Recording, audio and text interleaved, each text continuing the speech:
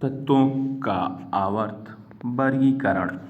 कक्षा नौवीं में हमने सीखा कि हमारे आसपास के पदार्थ तत्व मिश्रण एवं यौगिक के रूप में उपस्थित रहते हैं। हमने यह भी सीखा कि तत्व एक ही प्रकार के परमाणु से बने होते हैं। क्या आप जानते हैं कि आज तक कितने तत्वों का पता चल चुका है? आज हम 118 तत्वों की जानकारी है। इन सभी तत्वों के गुण भिन्न भिन्न हैं। इनमें से 94 तत्व प्राकृतिक रूप में पाए जाते हैं। जैसे जैसे विभिन्न तत्वों की खोज हो रही थी, वैज्ञानिक इन तत्वों के गुणधर्मों के बारे में अधिक से अधिक जानकारी एकत्र करने लगे।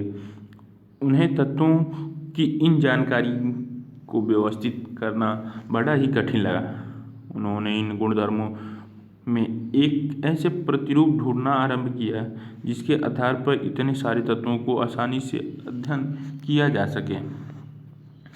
अव्यवस्थित को व्यवस्थित करना, तत्वों के वर्गीकरण के प्रारंभिक प्रयास। हमने पढ़ा कि कैसे विभिन्न वस्तुओं एवं प्राणियों को उनके गुणधर्म के आधार पर वर्गीकृत किया जा सकता है। अन्य स्थितियों में भी हमें गुणधर्म के आधार पर व्यवस्थित होने के उदाहरण मिलते हैं। जैसे दुकान में साबुन को एक साथ एक स्थान पर रखा जाता है, जबकि बिस्कुट को एक साथ दूसरे स्थान पर रखा जाता है। यहाँ तक कि साबुन में भी नहाने के साबुन को कपड़ा धोने के साबुन से अलग रखा जाता है। इसी प्रकार वैज्ञानिकों ने सभी तत्वों को उनके गुणधर्म के आधार पर वर्गीकृत करने के कई प्रयास किए ताकि अव्यवस्थित को व्यवस्थित किया जा सके। सबसे पहले ज्ञात तत्वों को धातु एवं अधातु में वर्गीकृत किया गया। जैसे जैसे तत्वों एवं उनके गुणधर्मों के बारे में हमारा ज्ञान बढ़ता गया, वैसे वैसे उन्हें वर्गीकृत करने के लिए प्रयास किए गए। डाइबोराइनर के त्रिक नियम। 1817 में जर्मन रसायनज्ञ वुल्फगांग डाइबेराइनर ने समान गुणधर्मों वाले तत्वों को समूहों में व्यवस्थित करने का प्रयास किया। उन्होंने तीन तीन तत्वों वाले कुछ समूहों को चुना एवं उन समूहों को त्रिक कहा।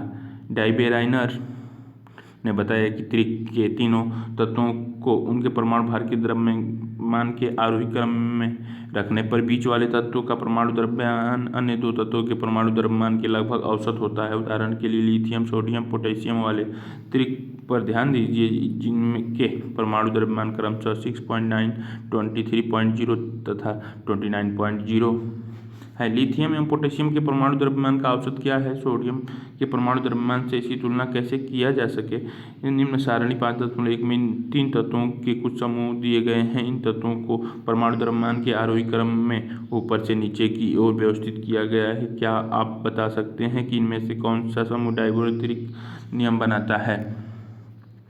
कल्पना कीजिए कि आपको तथा आपके दोस्तों को टुकड़ों में बांटा हुआ एक नक्शा मिलता है जो किसी खजाने को पता बताता है। क्या उस खजाने तक का रास्ता का पता करना आसान होगा या अव्यवस्थित? रसायन विज्ञान में भी ऐसी ही अव्यवस्था थी। तत्वों तो ज्ञात थे, लेकिन उनके वर्गीकरण एवं अध्ययन की कोई विधि ज्ञात नहीं थी।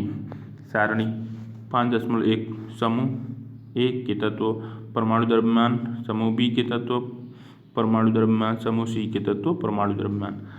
समूह ए वाले में नाइट्रोजन जिसका 14.0, फास्फोरस 31.9, आर्सेनिक 74.9, कैल्शियम के लिए 40.1, स्ट्रोंशियम के लिए 87.6, बेरियम के लिए 137.3, क्लोरीन के लिए 35.5, ब्रोमीन के लिए 79.9, आयोडीन के लिए 126.9।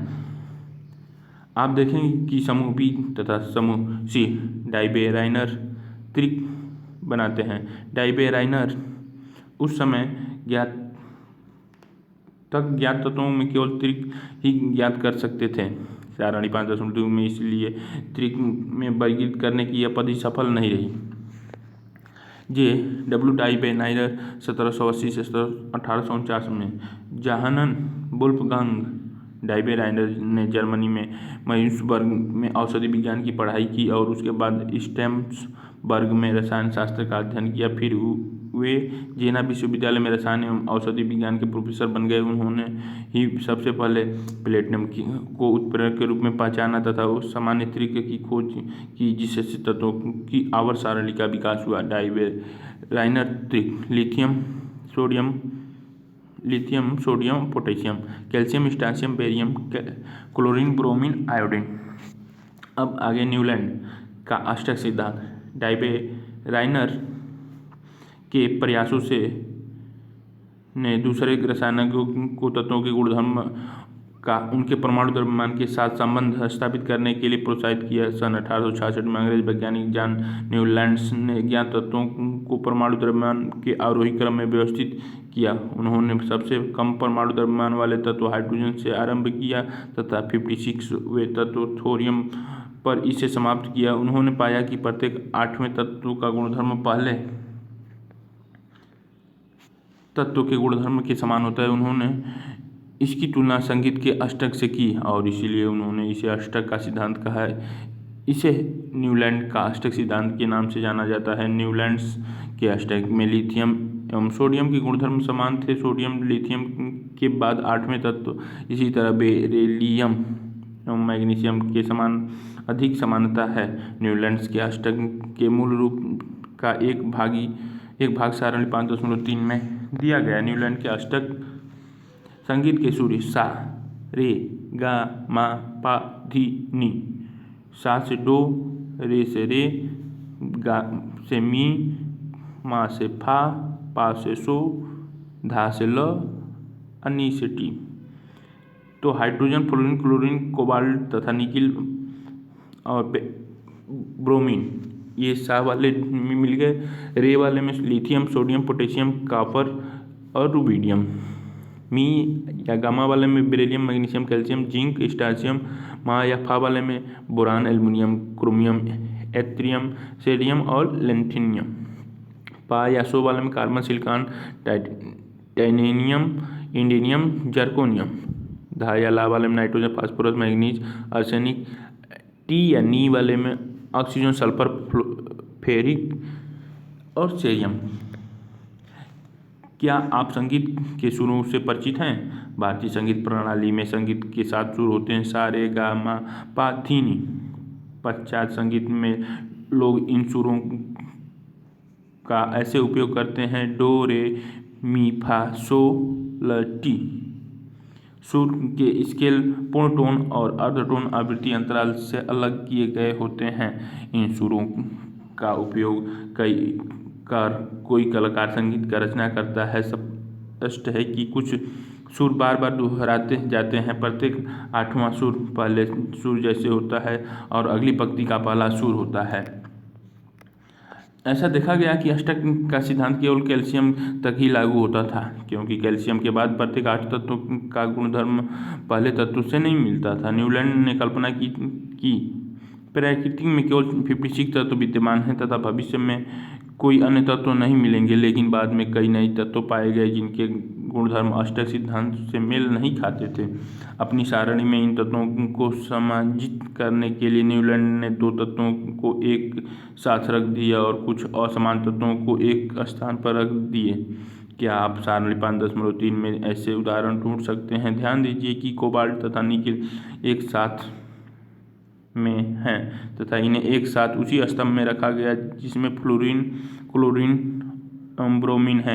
यद्यपि इनके गुणधर्म उन दोनों तत्वों से भिन्न हैं। आयरन को कोबाल्ट एवं निकिल से दूर रखा गया जबकि उनके गुणधर्म में समानता होती है। इसी प्रकार न्यूलैंड अष्टक सिद्धांत केवल हल्के तत्वों के लिए ही ठीक से लागू हो पाया। नोबेल गैसों की खोज के पश्चात अष्टक का सिद्धांत अप्रासंगिक हो गया। क्या डाइबेराइनर के त्रिक न्यूलैंड के अष्टक के स्तंभ में भी पाए जाते हैं? तुलना करें, पता कीजिए डाइबेराइनर के वर्गीकरण की क्या सीमाएं थी, न्यूलैंड के अष्टक के सिद्धांत की क्या सीमाएं थी।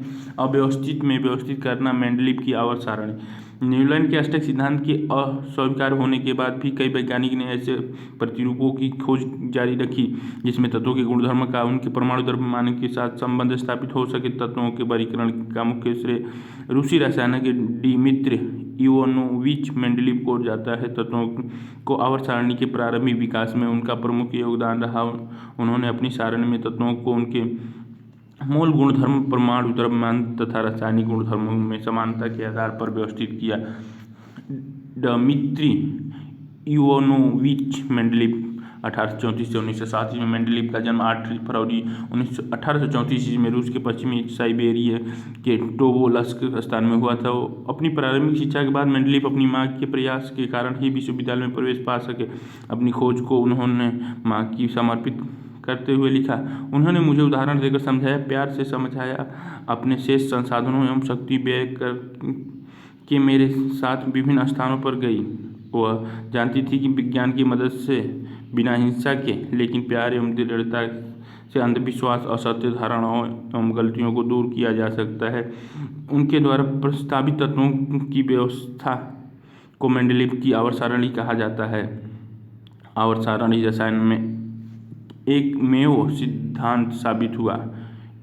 इससे नए तत्वों की खोज के लिए प्रेरणा मिली। जब मेंडलीव ने अपने कार्य प्रारंभ किया तब तक 63 तत्व ज्ञात थे। उन्होंने तत्वों के परमाणु द्रव्यमान एवं उनके भौतिक और रासायनिक गुणधर्मों के बीच संबंधों का अध्ययन किया। रासायनिक गुणधर्म के अंतर्गत मेंडलीव ने तत्वों की ऑक्सीजन एवं हाइड्रोजन के साथ बनने वाले यौगिकों पर ध्यान केंद्रित किया। उन्होंने ऑक्सीजन एवं हाइड्रोजन का इसलिए चुनाव किया क्योंकि ये अत्यंत सक्रिय हैं तथा अधिकांश तत्वों के साथ यौगिक बनाते हैं। तत्वों से बनने वाले हाइड्राइड एवं ऑक्साइड के सूत्र को तत्वों के वर्गीकरण के लिए मूलभूत गुणधर्म माना गया। फिर उन्होंने 63 कार्ड लिए एवं प्रत्येक कार्ड पर अलग अलग तत्वों के गुणधर्मों को लिखा। उन्होंने सामान्य गुणधर्म वाले तत्वों को अलग कर दिया तथा इन पत्तों को पिन लगाकर दीवार पर लटका दिया। उन्होंने देखा कि अधिकांश तत्वों को आवर्त सारणी में स्थान मिल गया था तथा अपने परमाणु द्रव्यमान के आरोही क्रम में ये तत्व व्यवस्थित हो गए। यह भी देखा गया कि समान भौतिक एवं रासायनिक गुणधर्म वाले विभिन्न तत्वों एक निश्चित अंतराल के बाद फिर आ जाते हैं। इसी आधार पर मेंडलीव ने आवर्त सारणी बनाई जिसका सिद्धांत है तत्वों के गुणधर्म उनके परमाणु द्रव्यमान का आवर्त फलन होते हैं। मेंडलीव की आवर्त सारणी में ऊर्ध्व स्तंभ को ग्रुप समूह तथा क्षैतिज पंक्तियों को पीरियड आवर्त कहते हैं। सारणी 5.4 मेंडलीव की आवर्त सारणी समूह 1 ऑक्साइड हाइड्राइड, ऊपर वाले ऑक्साइड नीचे वाले हाइड्राइड। फर्स्ट वाले में R2O ऑक्साइड हाइड्राइड से RH। इसी तरह सेकेंड में RORH2, थर्ड वाले में R2O3 RH3, फोर्थ वाले में RO2 RH4, फिफ्थ वाले में R2O5 RH3, सिक्स वाले में RO3 RH2, सेवन्थ वाले में R2O7 RH और इसी तरह एट्थ वाले में RO4। आवर्त सारणी में आवर्त ऊपर से नीचे की तरफ इन्होंने रखा, इसमें 1 2 3 4 5 6 श्रेणियाँ इन्होंने दर्शाई। अब पहले वाले में AB में हाइड्रोजन का 1.008 B में छोड़ दिया, दूसरे वाले में AB छोड़ दिया, सब में छोड़ दिया। उसके बाद दूसरे वाले आवर्त में इन्होंने लिथियम रखा, लिथियम का 6.939। इसी तरह सेकेंड वाले में बेरिलियम रखा समूह में 9.012। थर्ड समूह में B बोरान था 10.81। फोर्थ समूह में 12.01 कार्बन था। इसी तरह पाँचवें समूह में 14.07। छठवें समूह में ऑक्सीजन 15.99। सातवें समूह में फ्लोरीन 18.998 था।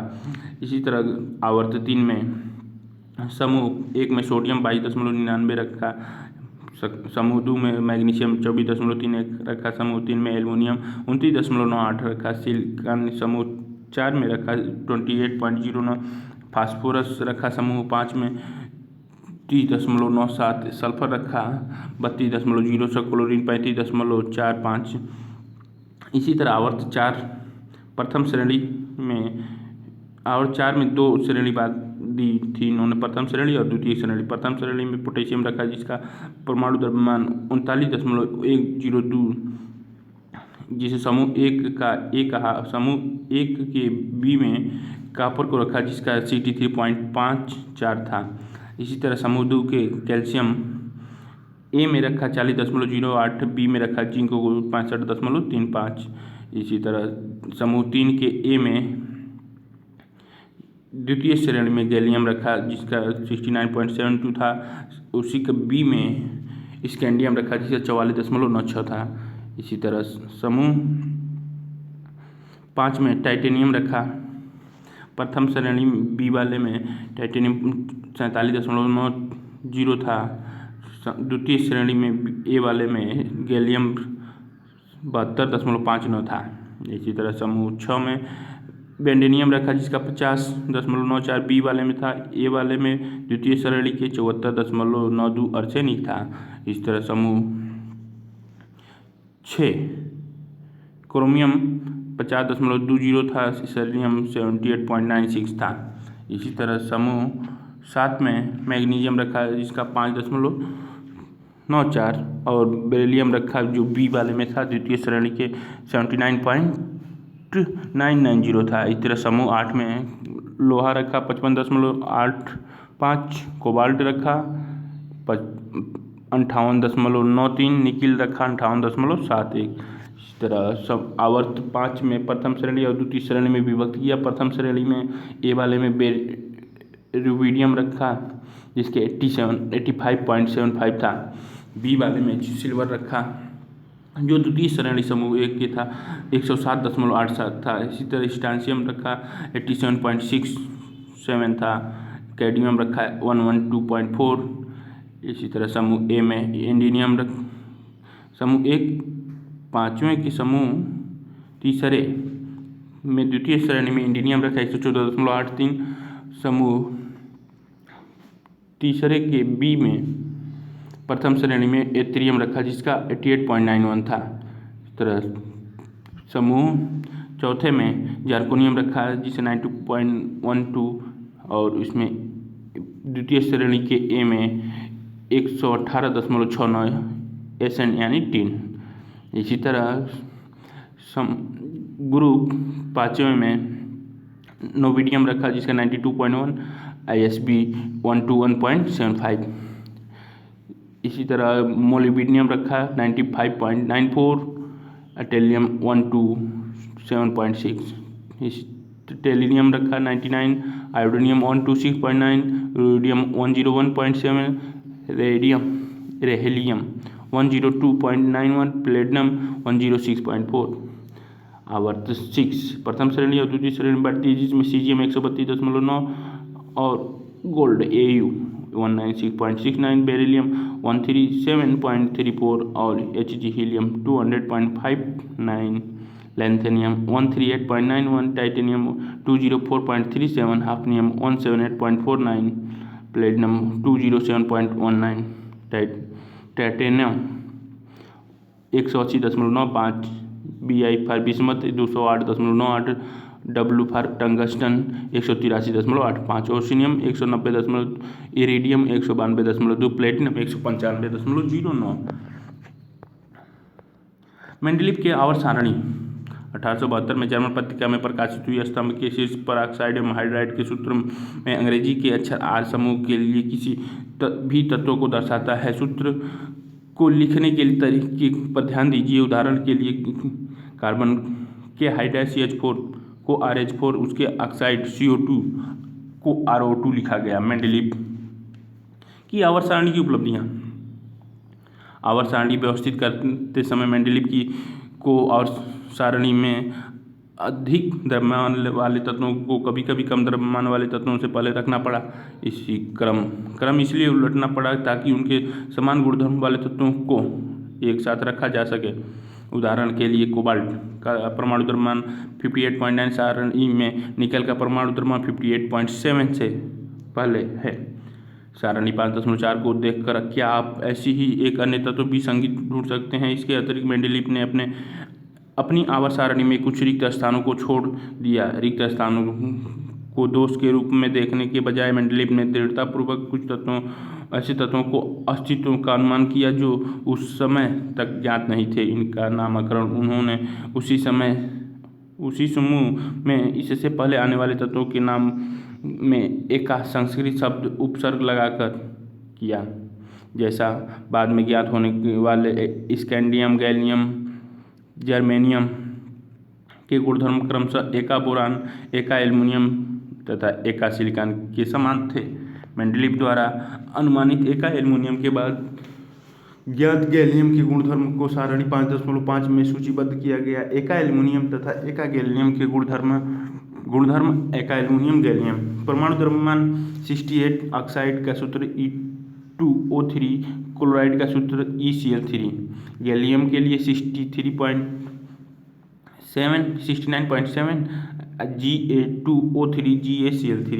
इससे मेंडलीव की आवर्त सारणी की परिशुद्धता तथा उपयोगिता के ठोस प्रमाण मिल गए।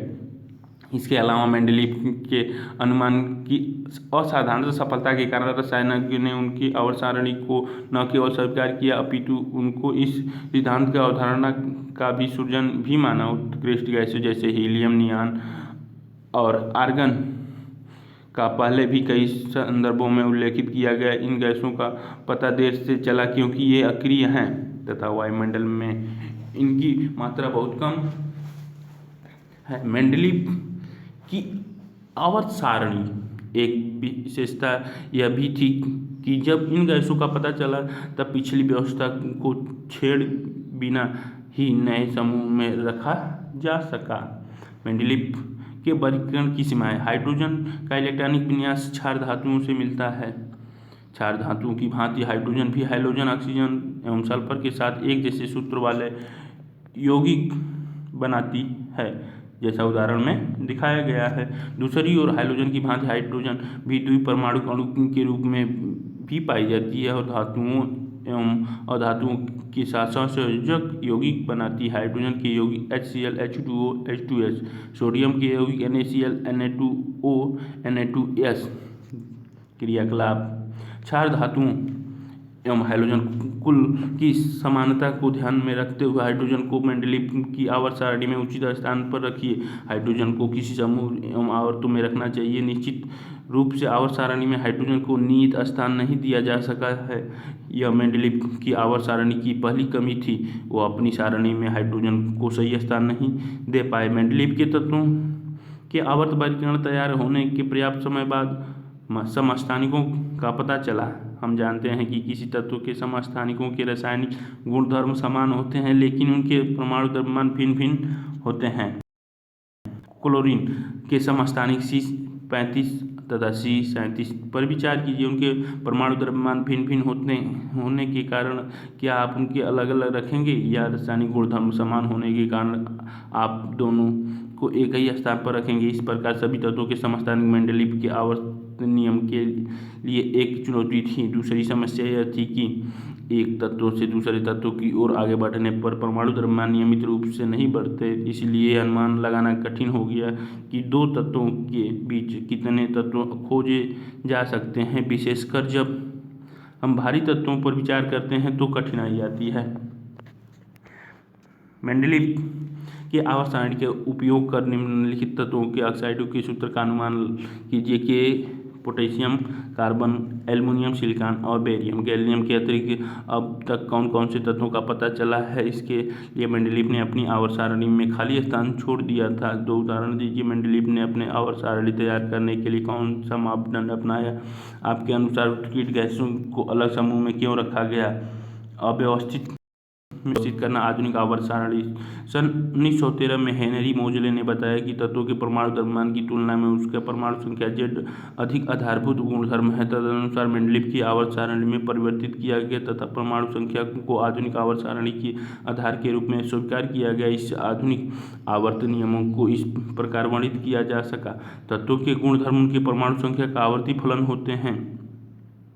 क्या आप जानते हैं कि परमाणु संख्या से हमें परमाणु के नाभिक में स्थित प्रोटॉनों की संख्या का पता चलता है तथा एक तत्व से दूसरे तत्व तक बढ़ने पर इसी संख्या में एक ही बढ़ोतरी होती है। तत्वों को उनकी परमाणु संख्या के आरोही क्रम में व्यवस्थित करने पर जो वर्गीकरण प्राप्त होता है उसे आधुनिक आवर्त सारणी कहा जाता है। सारणी 5.6 तत्वों के परमाणु संख्या के आरोही क्रम में व्यवस्थित करने पर तत्वों के गुणधर्मों का अधिक परिशुद्धता की अनुमान लगाया जा सकता है। आधुनिक आवर्त सारणी में कोबाल्ट एवं निकेल के स्थान कैसे निर्धारित किए गए? आधुनिक आवर्त सारणी में विभिन्न तत्वों के समस्थानिक का स्थान कैसे सुनिश्चित किया गया? क्या 1.5 परमाणु संख्या वाले तत्वों किसी तत्व की हाइड्रोजन तथा लिथियम के मध्य रखा जा सकता हो? आपके अनुसार आधुनिक आवर्त सारणी में हाइड्रोजन को कहाँ रखना चाहिए?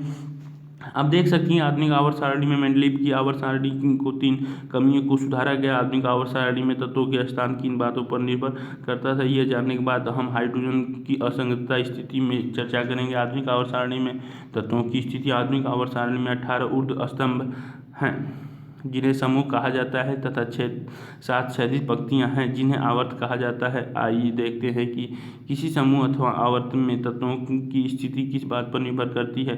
क्रियाकलाप 5.4 आधुनिक आवर्त सारणी के समूह 1 में उपस्थित तत्वों के नाम बताइए। समूह 1 के पहले 3 तत्वों के इलेक्ट्रॉनिक विन्यास लिखिए। इन तत्वों के इलेक्ट्रॉनिक विन्यास में क्या समानता है? 3 तत्वों में कितने संयोजकता इलेक्ट्रॉन हैं? आधुनिक आवर्त सारणी टेढ़ी मेढ़ी रेखा धातुओं को अधातुओं से अलग करती है। समूह संख्या ये आवर्त 1 2 3 4 5 6 7 आवर्त थे। और समूह hydrogen, helium, lithium, beryllium, boron, carbon, nitrogen, oxygen, fluorine, neon, sodium, magnesium, aluminium, silicon, phosphorus, sulphur, chlorine, argon, potassium, calcium, scandium, titanium, vanadium, chromium, manganese, लोहा, cobalt, nickel, copper, zinc, gallium, germanium, arsenic, selenium, barium और krypton,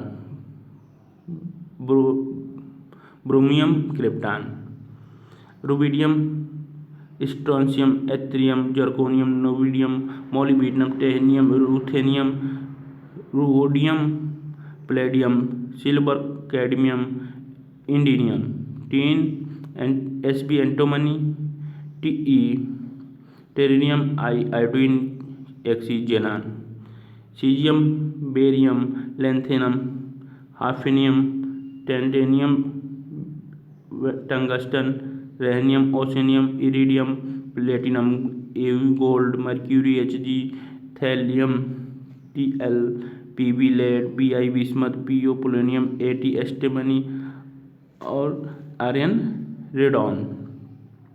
इसी तरह Fr, francium, Ra, radium और Ac, actinium, Rf, ruthenium, Db, डोबिनियम और Sg, सहगियम, Bh, barium, Hs, हेसियम, Mt, मिलिटियम, Ds, डर्मियम, Rg, ruthenium, Cn, कॉपरेशियम, Nh, नियोसियम, Fr, फ्लूगियम, Mc, moscovium, Lv, लिविनोसियम, Ts, टेनेशियम, Og, ओजिसियम। ये lanthanide और actinide 2 series अलग कर दिए गए जिसमें आपको सीसियम, Pr, प्रेशियम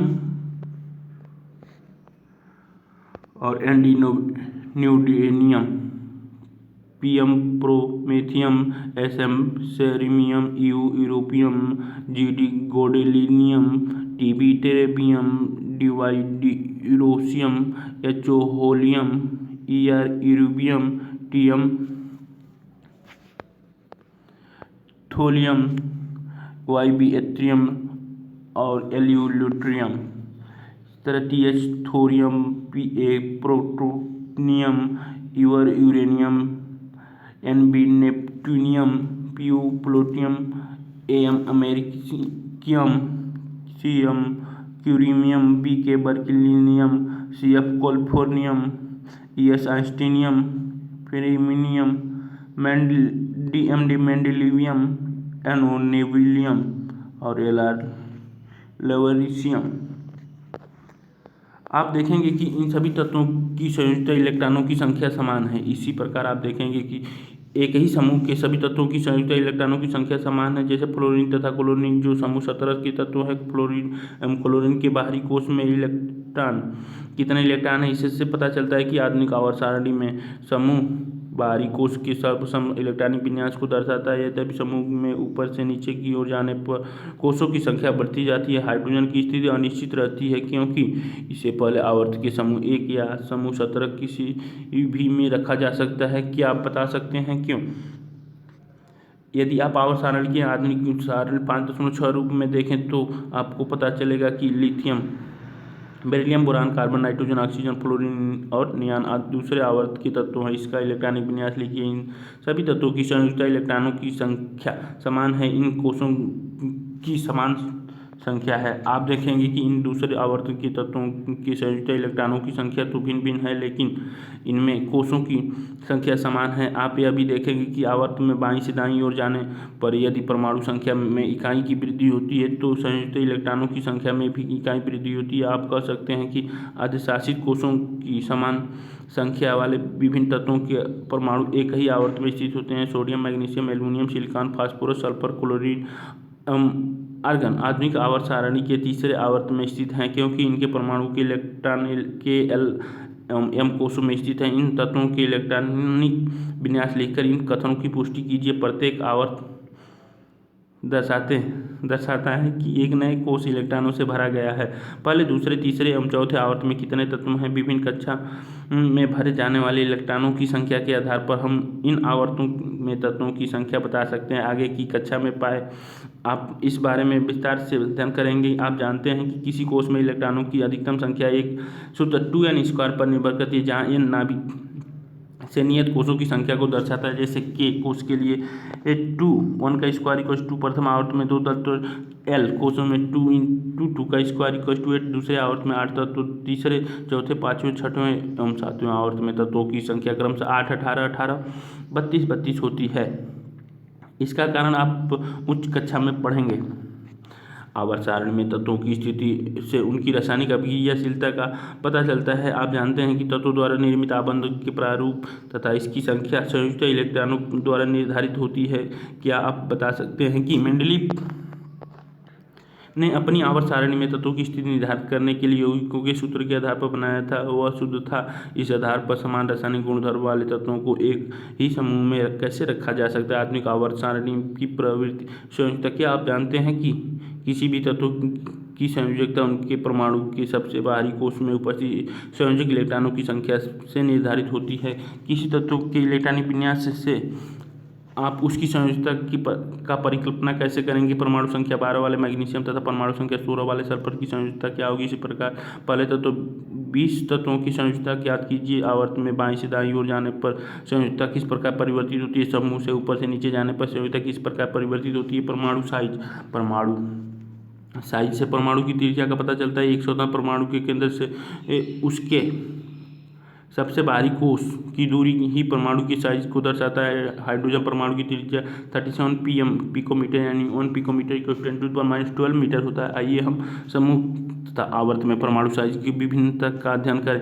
दूसरे आवर्त के तत्वों के परमाणु त्रिज्या नीचे दी गई हैं। दूसरे आवर्त के तत्व boron, beryllium, oxygen, nitrogen, lithium, carbon. परमाणु त्रिज्या बोरान का 88, बेरिलियम का 111 पिकोमीटर, ऑक्सीजन का 66 पिकोमीटर, हाइड्रोजन का 74 पिकोमीटर, लिथियम का 192 पिकोमीटर, सी का 77 पिकोमीटर। इनके परमाणु त्रिज्या के अवरोही क्रम में व्यवस्थित कीजिए। क्या ये तत्व अब आवर्त सारणी की आवर्त की तरफ व्यवस्थित हैं? किसी तत्व के परमाणु सबसे बड़ा होता है या किस सबसे छोटा होता है? आवर्त में बाईं से दाईं जाने पर परमाणु त्रिज्या किस प्रकार बदलती है? आप देखेंगे कि आवर्त में बाईं से दाईं जाने पर परमाणु त्रिज्या घटती है। नाभिक में आवेश के बढ़ने से यह इलेक्ट्रॉन के नाभिक की ओर खींचता है, जिससे परमाणु का साइज घटता जाता है। क्रियाकलाप। प्रथम समूह के तत्वों के परमाणु त्रिज्या में परिवर्तन का अध्ययन कीजिए तथा उन्हें आरोही क्रम में व्यवस्थित कीजिए। प्रथम समूह के तत्व sodium, lithium, potassium, caesium, rubidium. परमाणु त्रिज्या सोडियम का 186 पिकोमीटर, लिथियम का 192 पिकोमीटर, रुबिडियम का 154 244 पिकोमीटर, सीजियम का 262 पिकोमीटर और पोटेशियम का 231 किसी तत्व के परमाणु सबसे छोटा तथा किसका सबसे बड़ा होता है समूह में, उस समूह के ऊपर से नीचे जाने पर परमाणु साइज कैसे परिवर्तित होता है। आप देखेंगे कि समूह में ऊपर से नीचे जाने पर परमाणु का साइज बढ़ता है। ऐसा इसलिए होता है कि क्योंकि नीचे जाने पर एक नया कोष जुड़ जाता है, इससे नाभिक तथा सबसे बाहरी कोष के बीच की दूरी बढ़ जाती है और इसी कारण नाभिक का आवेश बढ़ जाने के बाद भी परमाणु का साइज बढ़ जाता है। धात्विक एवं अधात्विक गुणधर्म क्रियाकलाप 5.9 तीसरे आवर्त के तत्वों की जांच कर उन धातुओं एवं अधातुओं में वर्गीकृत कीजिए। सारणी के किसी और धातु स्थित है, सारणी के किस ओर अधातुएं स्थित हैं। सोडियम एवं मैग्नीशियम जैसी धातुएं सारणी के बाईं ओर तथा सल्फर एवं क्लोरीन जैसी अधातुएं दाईं ओर स्थित होती है। मध्य में सिलिकॉन स्थित है जिसे अर्धधातु या उपधातु कहते हैं। यह अधातु तथा धातु दोनों गुणधर्म प्रदर्शित करती है। आधुनिक आवर्त सारणी में एक टेढ़ी मेढ़ी रेखा धातुओं को अधातुओं से अलग करती है। इसी रेखा पर आने वाले तत्व boron, silicon, germanium, arsenic, antimony, tellurium और पोलोनियम धातु एवं अधातु दोनों के गुणधर्म प्रदर्शित करते हैं, इसलिए इन्हें अर्धधातु या उपधातु भी कहते हैं। तीसरे अध्याय में आपने देखा कि आबंध बनाते समय धातु में इलेक्ट्रॉन त्यागने की प्रवृत्ति होती है, अर्थात यह विद्युत धनात्मक होते हैं। समूह में इलेक्ट्रॉन त्यागने की प्रवृत्ति किस प्रकार बदलती है आवर्त में, यह प्रकृति कैसे बदलती है आवर्त में। जैसे जैसे संयुक्ता कोष के इलेक्ट्रॉनों पर किया जाने वाला प्रभावी नाभिकीय आवेश बढ़ता है, इलेक्ट्रॉन त्यागने की प्रवृत्ति घट जाती है। समूह में नीचे की ओर संयुक्ता इलेक्ट्रॉन पर क्रिया करने वाला प्रभावी नाभिकीय आवेश घटता है। क्योंकि सबसे बाहरी इलेक्ट्रॉन नाभिक से दूर होते हैं, इसीलिए यह इलेक्ट्रॉन सुगमतापूर्वक निकल जाते हैं। इसलिए धात्विक अभिलक्षण आवर्त में घटता है तथा समूह में नीचे जाने पर बढ़ता है। दूसरी ओर अधातु विद्युत ऋणात्मक होती है, उनमें इलेक्ट्रॉन ग्रहण करके आबंध बनाने की प्रवृत्ति होती है। आइए इन गुणधर्मों की विविधता के बारे में जानकारी प्राप्त करें। आवर्त में बाईं से दाईं जाने पर इलेक्ट्रॉन ग्रहण करने की प्रवृत्ति कैसे परिवर्तित होगी, समूह में ऊपर से नीचे जाने पर इलेक्ट्रॉन ग्रहण करने की प्रवृत्ति कैसे परिवर्तित होती है। विद्युत ऋणात्मकता की प्रवृत्ति के अनुसार अधातु आवर्त सारणी के दाहिनी ओर ऊपर की ओर स्थित होती है। इन प्रवृत्ति से हमें इन तत्वों से बने ऑक्साइडों की प्रकृति भी पता चलती है, क्योंकि धातुओं के ऑक्साइड क्षारीय एवं अधातुओं के ऑक्साइड सामान्यतः अम्लीय होते हैं। दे रखा है आधुनिक आवर्त सारणी किस प्रकार से मेंडलीव की आवर्त सारणी से विविध विसंगतता को दूर किया। मैग्नीशियम की तरह रासायनिक अभिक्रियाशीलता दिखाने वाले दो तत्वों के नाम बताइए। आपको चयन का क्या आधार है, नाम बताइए। 3 तत्व जिनके सबसे बाहरी कोष में 1 इलेक्ट्रॉन उपस्थित है, 2 तत्व जिनके सबसे बाहरी कोष में 2 इलेक्ट्रॉन उपस्थित, 3 तत्व जिनके बाहरी कोष पूर्ण है, लिथियम, सोडियम, पोटेशियम। ये सभी धातुएं जल से अपक्रिया करके हाइड्रोजन गैस मुक्त करती हैं तथा इन तत्वों के परमाणु में कोई समानता है। हीलियम की एक अक्रियशील गैस है, जबकि नियान की अभिक्रियाशीलता अत्यंत कम है। इनमें परमाणु में कोई असमानता है। आधुनिक आवर्त सारणी में पहले 10 तत्वों में कौन सा धातु है। आवर्त सारणी में इनके स्थान के आधार पर इनमें से किसी तत्व में सबसे अधिक धात्विक अभिलक्षण की विशेषता बताइए। एल्यूमिनियम, जर्मेनियम, आर्सेनिक, सेलेनियम और बेरियम। अपने 81 का तत्वों के उनके गुणधर्मों में समानता के आधार पर वर्गीकृत किया गया। तब डाबेरायन ने तत्वों के त्रिक में वर्गीकृत किया, जबकि न्यूलैंड के अष्टक सिद्धांत दिया। मेंडलीव ने तत्वों के उनके परमाणु द्रव्यमान के आरोही क्रम तथा रासायनिक गुणधर्मों के आधार पर वर्गीकृत किया। मेंडलीव ने आवर्त सारणी में खाली स्थानों के आधार पर नए तत्वों की भविष्यवाणी की। तत्वों को परमाणु द्रव्यमान के आरोही क्रम में व्यवस्थित करने से होने वाली विसंगतियां परमाणु संख्या के आरोही क्रम में व्यवस्थित करने से दूर हो गई। तत्वों के इस आधारभूत गुणधर्म अर्थात संख्या की खोज मोजले ने की। आधुनिक आवर्त सारणी में तत्वों के 18 ऊर्ध्व स्तंभ जिन्हें समूह कहते हैं तथा 7 क्षैतिज पंक्तियों जिन्हें आवर्त कहते हैं, ये व्यवस्थित किया। इसी प्रकार व्यवस्थित तत्व परमाणु साइज, संयोजकता या संयोजन क्षमता तथा धात्विक एवं अधात्विक अभिलक्षण जैसे गुणधर्मों को आवर्तीता प्रदर्शित करते हैं।